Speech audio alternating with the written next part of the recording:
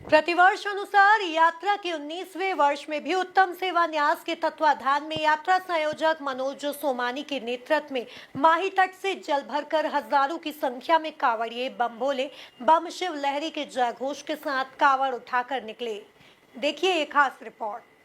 कांवड़ यात्रा का जगह जगह पुष्प वर्षा का स्वागत किया गया। यात्रा संयोजक मनोज सोमानी ने बताया कि पर्यावरण संरक्षण एवं समाज में समरसता के भाव को लेकर कांवड़ यात्रा निकाली जा रही है, जो विगत 18 वर्षों से निरंतर क्रमबद्ध रूप से जारी है। यात्रा संयोजक मनोज सोमानी का भाजपा नेता इंदर सिंह पटेल, ईश्वर कटारा के नेतृत्व में साफा बांधकर स्वागत किया गया। नमस्कार, एमपी न्यूज में आपका स्वागत है। आपके साथ में हूं पवन वैष्णव। श्रावण का पवित्र मास चल रहा है। यहाँ माही तट से बदनावर के बैजनाथ महादेव मंदिर तक उत्तम सेवा न्यास के तत्वाधान में लगातार 19वें वर्ष में कांवड़ यात्रा प्रवेश कर रही है। यात्रा के संयोजक मनोज सोमानी जी हमारे बीच में हैं।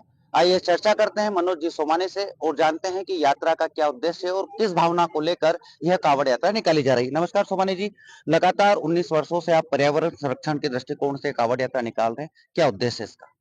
कुल मिला के इस यात्रा का उद्देश्य यही है कि हमारा ये जो पश्चिम के 100 मजरे 20-22 पंचायत इन सब गांवों में जनजाति निवास करती है, तो उन सब में धर्म की भावना रहे।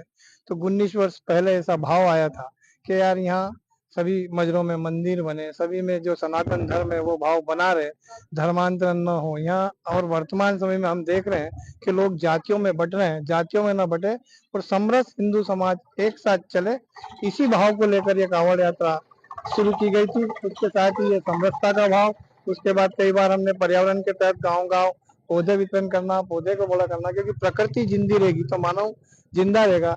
यही सब भाव हमारे उत्तम ऋषि महाराज जी ने भी बताए, उन्हीं के आशीर्वाद से।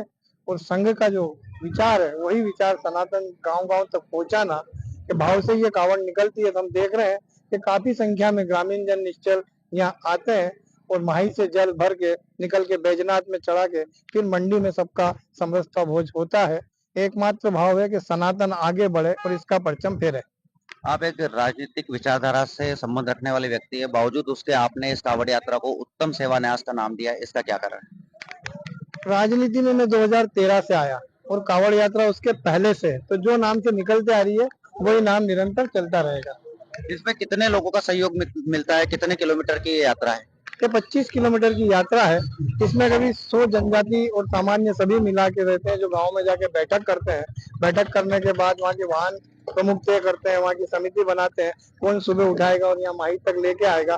सब व्यवस्था अलग अलग बांटी जाती है, भोजन व्यवस्था अलग, केन वितरण अलग। इस तरह से सारी व्यवस्थाओं को संपन्न करके पूरा समाज और करीब 300-400 कार्यकर्ता इस कावड़ को संपन्न करने में लगते हैं। अपनी कांवड़ यात्रा के माध्यम से क्या संदेश क्षेत्रवासियों को देना चाहेंगे?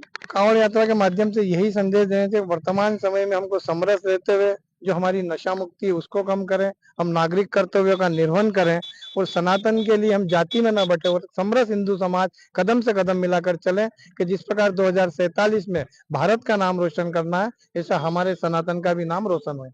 तो ये थे उत्तम सेवा न्यास के यात्रा संयोजक मनोज सोमानी जी, जो बता रहे हैं कि समरसता के भाव को लेकर इस कांवड़ यात्रा को निकाली जा रही है। कैमरा पर्सन योगेश बैरागी के साथ बदनावर से पवन वैष्णव। कुल मिलाकर देखा जाए तो प्रतिवर्ष अनुसार यात्रा के 19वें वर्ष में भी उत्तम सेवा न्यास के तत्वाधान में यात्रा संयोजक मनोज सोमानी के नेतृत्व में माही तट से जल भरकर हजारों की संख्या में कांवड़िए बम भोले बम शिव लहरी के जयघोष के साथ कांवड़ उठाकर निकले। Bureau report, MP news, Badnawar.